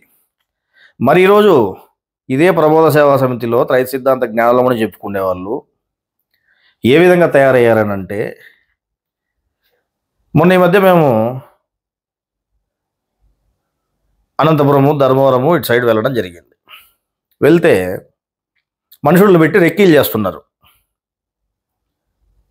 ఈ మందిరం తరపున మన వాళ్ళ పెద్దలు చెప్పారు, ఇంకోటి తెలియదు, కానీ మనుషులను పెట్టి ఎక్కడికక్కడ వీళ్ళ కారు ఎటు పోతా ఉంది, ఎటు తిరుగుతున్నారు, ఏ రూట్లో పోతున్నారు, ఎక్కడికి పోతున్నారు అని రెక్కీలు చేస్తున్నారు. సరే, ఆ విషయం మాకు అర్థమయ్యి మా ఒక ఆయన కారు నిలబెట్టి అడగడం జరిగింది, ఏమయ్యా మీరు చేసే పని కరెక్టేనా ఇది అని చెప్పని ఆయన దండించడం జరిగింది. సరే, దండించడం జరిగింది. అక్కడ నుంచి ఇది పంచ పద్ధతి కాదని చెప్పి అక్కడ నుంచి వెళ్ళిపోవడం జరిగింది. తర్వాత వీళ్ళ పెద్దల ఆదేశాల మేరకు వీళ్ళు ఏం చేశారు, పోయి పోలీస్ స్టేషన్లో కేసు పెట్టాలని పోయారు. మా మీదను ఇంకా కొంతమంది మాతో పాటు ఉన్న వాళ్ళ మీద కేసు పెట్టాలని పోయారు. సరే, పొద్దున్నే పోలీసులు రమ్మన్నారు. అందరూ మా మా తరపున వచ్చిన వాళ్ళు పోయారు. వాళ్ళు మందిరం తరపున ఓ 30 మందో 40 మందో చుట్టుపక్కల గ్రామాలలో ఉండే ఈ ఎస్సీలందరినీ పిలిపించి మరి అక్కడికి పంపించారు.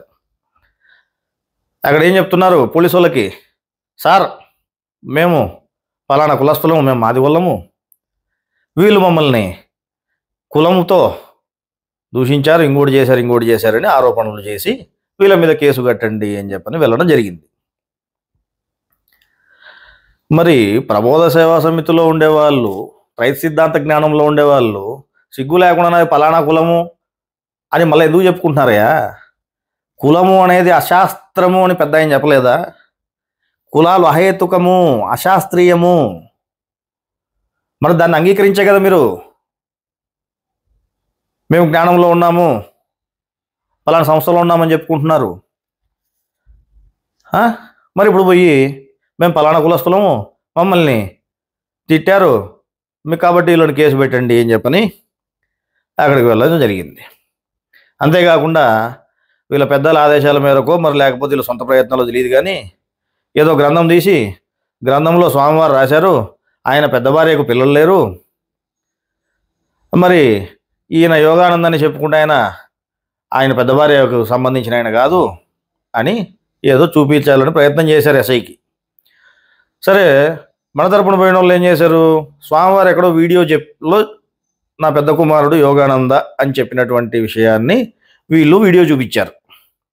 ఏమయ్యా మీ పెద్ద భార్యకేమో పిల్లలు లేరని చెప్పని అందులో రాశారంటున్నారు, మరి ఇక్కడేమో నా పెద్ద కుమారుడు యోగానందని ఆయన చెప్తున్నారు, మరి ఇప్పుడు ఉండే వాళ్ళేమో చిన్న భార్య కొడుకులు అంటున్నారు, ఎంతమంది భార్యలు మీ స్వామివారికి ఏం చెప్పని వాళ్ళు అడిగినారు.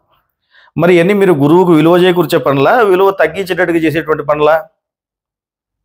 మీరు ఆయన మర్యాద తీసేటువంటి పనులు కాదు ఇవన్నీ.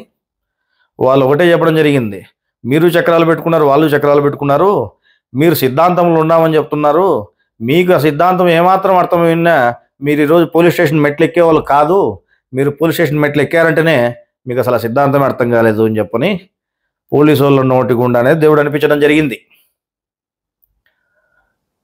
అర్థమైందా? మరి దీన్ని మాయ కాదంటారా, మాయలో పడడం కాదంటారా? ఒరే నాయన, పెద్దల్ని నమ్ముకున్న వాళ్ళు ఎవరు బాగుపడినట్టు చరిత్రలో లేదు.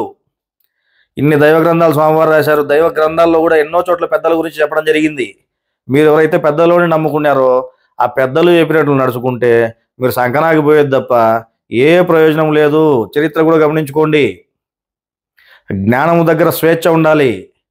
గురువు ఏం చెప్పాడు అనేది ముఖ్యము. గురువు చెప్పినట్టు నడుచుకోండి, పెద్దలు చెప్పినట్టు ఆడడం కాదు. పెద్దలు జ్ఞానం ప్రకారం చెప్తే నడుచుకోండి, మంచిదే. ఏది జ్ఞానము ఏది కాదు అనేది కొంత కూడా విచక్షణ లేకుండా వాళ్ళకేవో వ్యక్తిగత స్వార్థాలు, వ్యక్తిగత ద్వేషాలు ఉంటే దాన్ని అడ్డు పెట్టుకొని వాళ్ళు చెప్తే మీరు దాన్ని ఎమ్మిడితో పరిగెడితే అదేమవుతుంది? గురువు చెప్పిన దానికి వ్యతిరేకం కాదా? మేము పలానా కులస్తులం అని మీరు ఎట్లా చెప్పుకుంటున్నారు ఈ రోజున? ప్రభావ సేవ సమితిలో ఉండేవాళ్ళు ఇంకొకరు వాళ్ళు ఏకంగా మేము లంబడోళ్ళం, మా లంబడోళ్ళకి దేవుడు వద్దా, మా లంబడోళ్ళకి గురువు వద్దా, కాబట్టి మేము లంబడోళ్ళం మీకే గురువు ఉండాలా, మాకు సపరేట్ గురువు ఉండాలని వాళ్ళు ఇంకో గురువుని పెట్టుకున్నారు. ఆయన ప్రవక్త అనుకుంటా అంటున్నాడు ఆయన, మేము లంబడోళ్ళకి మా గురువు ఉండకూడదా అని. ఈ కులాల ప్రస్తావన ఎక్కడి నుంచి వచ్చింది? మీరు జ్ఞానం అర్థమైన వాళ్ళు అయితే గురువు చెప్పిన జ్ఞానాన్ని మీకు ఏమాత్రం మీకు తలకాయలకు ఎక్కున్నా ఈరోజు మీకు కుల ప్రస్తావన చేసి కులాల గురించి మాట్లాడే వల్ల మీరు ఇప్పటికైనా గురువుకు విలువ ఇవ్వండి. గురువు చెప్పిన దారిలో నడుచుకోండి. ఈ కులాలను ముందర పెట్టుకొని ఏదో మన లబ్ధి పొందాలనేటువంటి ఈ ప్రయత్నాలు మానుకోండి. అర్థమవుతుందా? ఇంకా ఈ మధ్య కొంతమంది కొన్ని మెసేజ్లను మందిరం తరపున వీళ్ళు మాకు ఫార్వర్డ్ చేశారు. ప్రతి కమిటీలోనే ఇవి ఇట్లాంటివి పెడుతున్నారు అని చెప్పని కొన్ని పెట్టడం పంపించడం జరిగింది. అందులో మీరు ఇతరుల యూట్యూబ్ ఛానల్స్ చూడొద్దండి,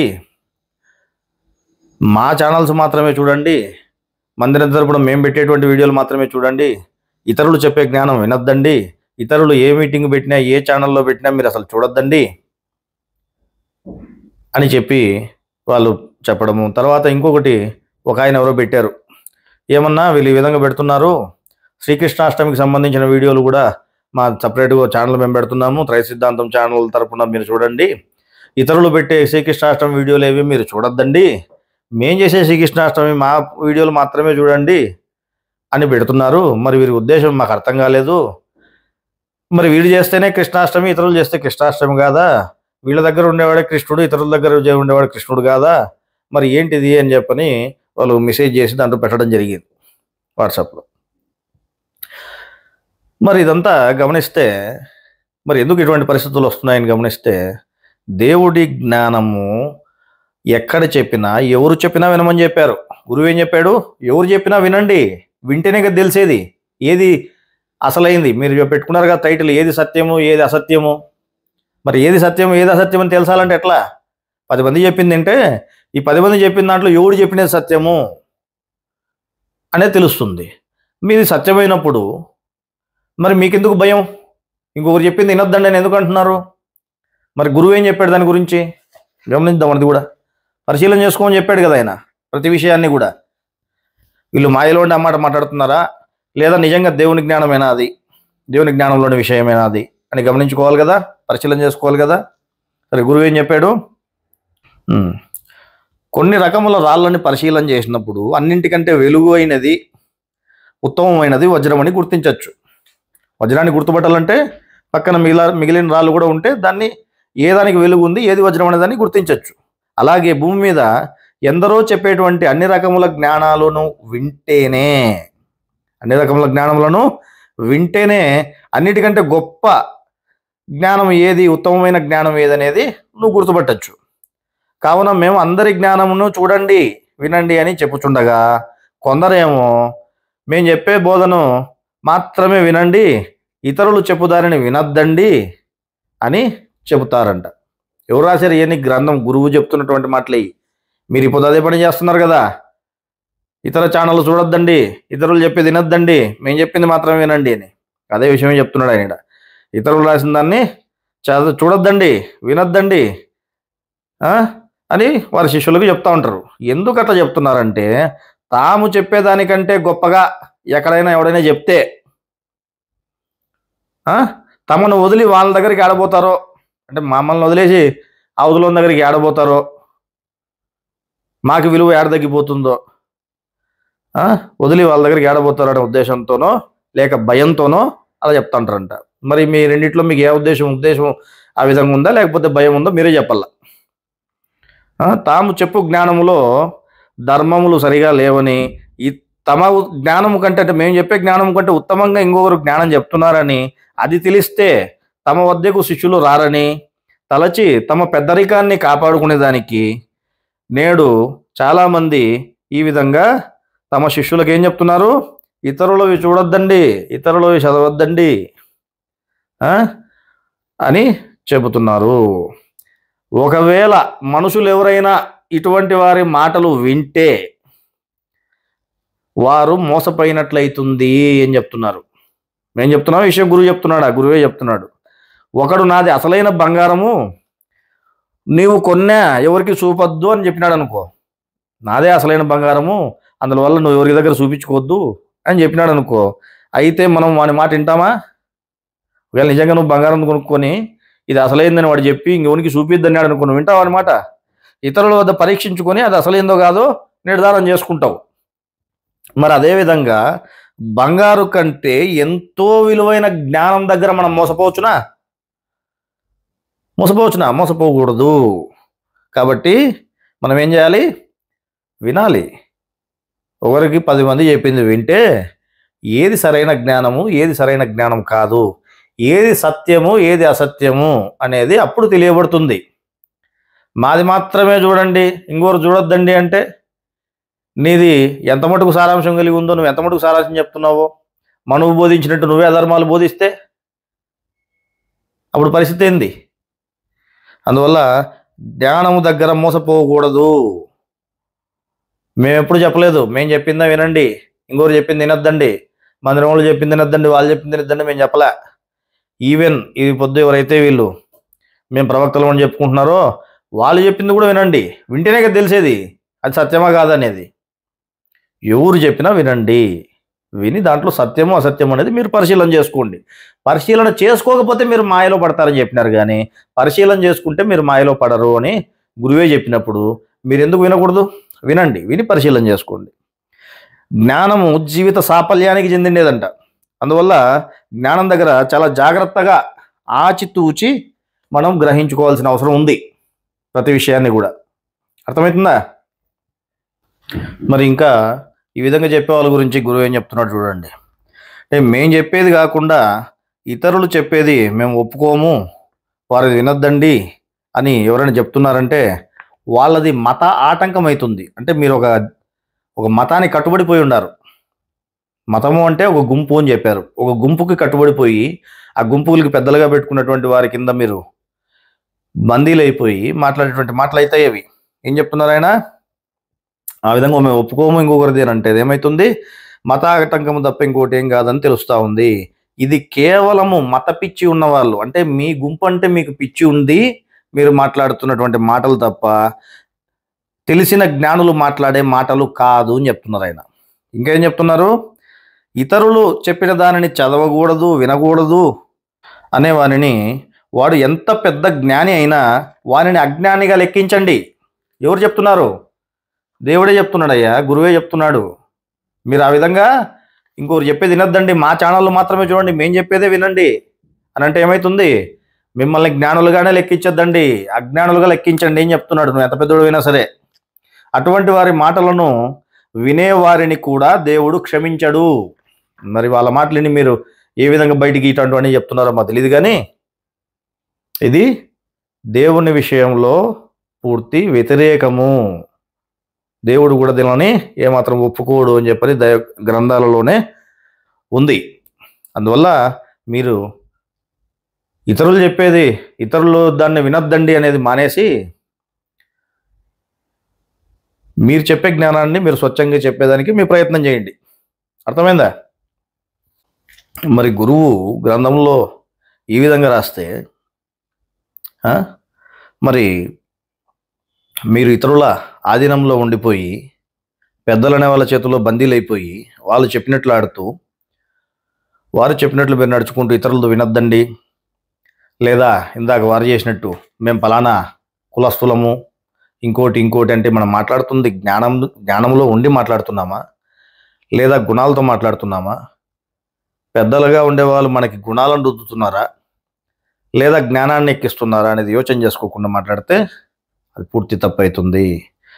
గురువు ఎప్పుడు కూడా ఈ బంధాలని లేకుండా చేసేదానికే చెప్తాడు జ్ఞానము. అర్థమైందా? ఆదరణకర్త అని మీరు అంటున్నారు కదా, మరి ఆదరణకర్త ఏం చేస్తాడు అది కూడా చూడండి, వినండి.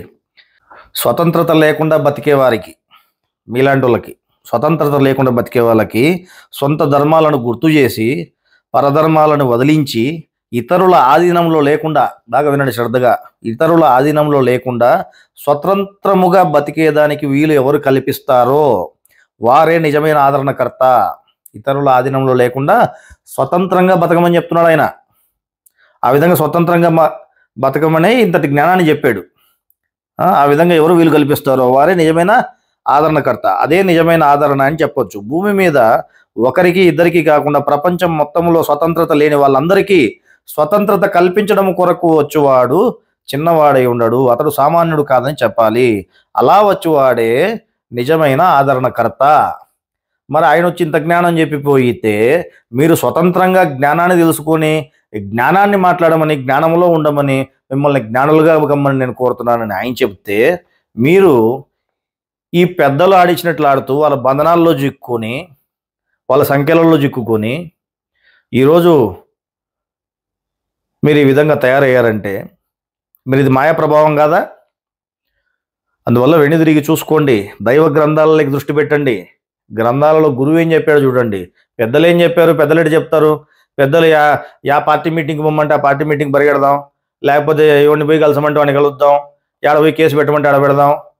ఈ కాదు, గురువు చెప్పింది అది కాదు, గురువు మనకు నేర్పించింది అది కాదు. అర్థమైందా? మరి ఈ విధంగా ఈరోజు మాయా జ్ఞానం అనేది ప్రబలిపోతూ ఉంది. అందువల్ల ఇప్పటికైనా శ్రద్ధను పెంచుకోండి. శ్రద్ధ లేకపోవడమే ఈ విధంగా తప్పుదారి పట్టడానికి కారణంగా ఉంది. మరి ఈరోజు మనం ఇంతటి సమాచారాన్ని చెప్పుకున్నాము. తండ్రి అని మనం ఎవరిని చెప్పుకోవాలి, ఎవరు మనకి తండ్రిగా ఉన్నారనేటువంటి విషయాన్ని చెప్పుకున్నాము. ముఖ్యంగా ఈరోజు టైటిల్ ఏంటి, కృతయుగంలో భగవంతుడా, అంటే కృతయుగంలో భగవంతుడు ఉన్నాడా అనే దాని గురించి కూడా మనం వివరంగా ఈరోజు చెప్పుకోవడం జరిగింది. మరి మొట్టమొదటి భగవంతుడు ఎవరు అనేటువంటి విషయాన్ని కూడా మనం ఈరోజు శాస్త్రబద్ధంగా తెలుసుకోవడం జరిగింది. మరి మనం ఇంత శాస్త్రబద్ధంగా చెప్పినా మరి ఈ విధంగా మాయలో కూరుకుపోయినటువంటి వారు వింటారా, వాళ్ళు మారతారా అని అంటే దానికి గురువు ఏం చెప్తున్నాడో గమనించండి. గురువు ఇటువంటి వారి గురించి ఏం చెప్పారు, ముందు దానికి ఒక ప్రశ్న వేశారు. ఏంటి ప్రశ్న అని గమనిస్తే ప్రస్తుతం జరుగుతున్నటువంటి విషయాల గురించి ప్రశ్న కూడా ఉంది. ఏముంది, ఒక దైవ గ్రంథంలోని ఒక వాక్యమును ఎంతో వివరముగా వివరించి చెప్పినా, మనం ఇప్పుడు ఎంతో వివరంగా వివరించి చెప్పుకున్నాం కదా, భగవంతుడు మొట్టమొదటి భగవంతుడు ఎవరు అనేటువంటి విషయాన్ని గురించి కానీ ఇంకోటి కానీ కార్యకర్తగా ఉన్నటువంటి వాడే మీకు ఆరాధ్య దైవం అన్నటువంటి విషయం కానీ ఆయనే తండ్రి అనేటువంటి విషయం కానీ అంత వివరంగా చెప్పుకున్నాం కదా. మరి అంత వివరంగా వివరించి చెప్పినా అర్థము చేసుకోలేని స్థితిలో కొందరు ఉన్నారు. అటువంటి వారు ఇతరులు ఏమి చెప్తున్నారని కూడా చూడడం లేదు. తమకు ఒక వాక్యమును గురించి తెలిసిన దానినే సత్యమని నమ్ముతున్నారు. వాళ్ళకి ఏదైతే వాళ్ళకి అర్థమైంటుందో వాక్యము అదే సత్యమని అందరికీ చెప్తూ ఉంటారంట. ఏ విధంగా చూసినా అది అసత్యమై ఉంటుంది. ఏ విధంగా చూసినా కూడా అది అసత్యమై ఉంటుంది, సత్యమై ఉండదు. ఏ వాదనకు కానీ ఏ ప్రశ్నకు కానీ వారు చెప్పినది నిలబడదు. ఇప్పుడు మనం చెప్తున్న దానికి నిలబడదు, అది గురువు చెప్పిన దానికి వ్యతిరేకమవుతుంది వాళ్ళు. అయినా కొంతైనా విచక్షణ లేకుండా, మరి ఇక్కడ ఉంది కదా ఈ విధంగా చెప్తున్నారు కదా గురువు అనేటువంటి, కొంతైనా విచక్షణ లేకుండా తాము పట్టుకున్న కుందేళ్లకు మూడే కాళ్ళు అన్నట్లు మొండిగా వాదించుతుందురు. అటువంటి వారు సత్యమును తెలుసుకోలేరా అని ప్రశ్న వేస్తే దానికి గురువు ఏం సమాధానం చెప్తున్నాడు చూడండి. అటువంటి వారికి ముందే దేవుడు తీర్పు తీర్చి ఉంటాడంట. ముందే దేవుడు తీర్పు తీర్చి ఉంటాడు. అటువంటి వాడు దేవునికి ఇష్టము లేని వాడైనందున వానిని ఎవడు మార్చలేడు. అర్థమవుతుందా? మేము మీలో మార్పు, ఇటువంటి వాళ్ళలో మార్పు తీసుకురావాలని కాదు ఈరోజు చెప్తా ఉండేది.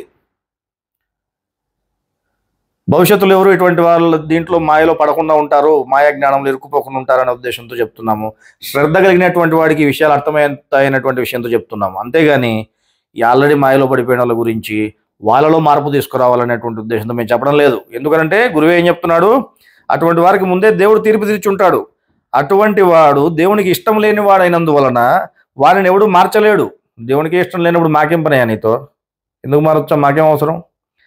వానికి దేవుడే తన జ్ఞానమును అర్థం కాకుండా చేసి దేవుని నుండి దూరంగా పోనట్లు చేస్తాడు. మరి ఎందుకు ఈ విధంగా దేవునికి జ్ఞానం అర్థం కాకుండా పోయింది వీళ్ళకనంటే దేవుడే ఆ విధంగా అర్థం కాకుండా చేసి దూరంగా పంపించాడంట. అటువంటి వానికి ఎంత గొప్ప జ్ఞానమును చెప్పినా వాడు వినే స్థితిలో ఉండడు. ఎంత గొప్ప జ్ఞానం చెప్పు, వాడు ఇండు. బ్రహ్మంగారు వచ్చారు మాకు చెప్తాడు, ఇంకోటి ఇది దీంట్లోనే ఉంటారు అనమాట. పైగా తనకు తెలిసినంత జ్ఞానం ఎవరికీ తెలియదని ఉద్దేశంలో ఉంటాడంట. నాకు తెలిసినంత జ్ఞానం ఎవరికి తెలియదు, మీరు ఇంకా సంపూర్ణ జ్ఞానాలు కాలే, అందుకే మీకు అర్థం కాలే, మేము సంపూర్ణ జ్ఞానాలుగా ఉన్నాం అందుకే మాకు అర్థమైంది అనుకుంటా ఉంటారు. అదే విషయం చెప్తున్నాడు ఆయన. పైగా తనకు తెలిసినంత జ్ఞానము ఎవరికి తెలియదని ఉద్దేశంతో ఉంటారు. దేవుని ఉగ్రత, దేవుని శాపము వారి మీద ఉండడం వల్ల వాడు దైవ మార్గంలోనికి పోయే వీలే లేదు. అర్థమైందా? మీకు అసలు ఆ వీలే లేదు. మీరు ఏదో తర్వాత మార్పు చెందుతారు, జాగ్రత్త పడతారు, మీకు అటువంటి అవకాశమే లేదు. వాడు దూరముగా ఉండునట్లు దేవుడే చేశాడు. కావున వానికి క్షమాపణ లేదు, వాడు మారడు. అటువంటి వారికి క్షమాపణ లేదు, వాళ్ళు మారరు అని ఎవరు చెప్తున్నారు? గురువే చెప్తున్నాడు. అందువల్ల వీరు మాయలో పడిపోయిన వాళ్ళు ఎట్లాగో వాళ్ళు మాయలోనే ఉంటారు. ఈ పొద్దు ఒక బొమ్మను పట్టుకొచ్చారు కృతయుగంలో, అవసరమైతే ఇంకో ముగ్గురు నలుగురిని పట్టుకొచ్చారు, ఇంకా ఏదైనా చేస్తారు, ఏదైనా చెప్పుకుంటూ పోతారు. ఎందుకంటే వారు మాయలో పడిపోయినారు.